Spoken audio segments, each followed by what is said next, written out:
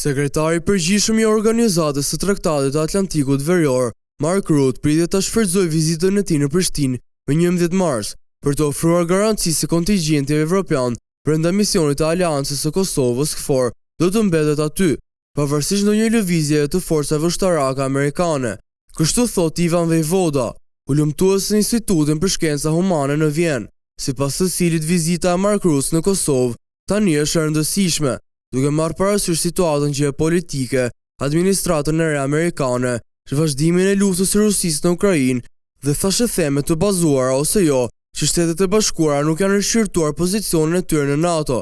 Shto këtu edhe faktin që siç thonë amerikanët, ka ende punë të pakryera në Ballkan. Shprehet Vejvoda në një bisedë me Radio Evropa e Lirë. Çështja e rishqyrtimit të pozicionit të SBA-s në Evropë ka nisur të qarkullojë për dekadave,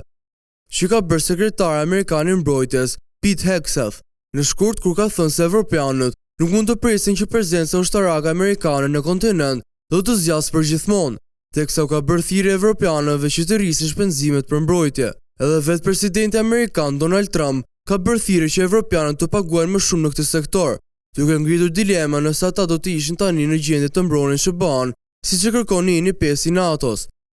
SBA-ja i ka rreth 100.000 trupa në Evropë, ndërsa prej tyre 600 janë të vendosura në Kosovë, në kuadër të KFOR-it që në total i ka rreth 4.600 pjesëtar.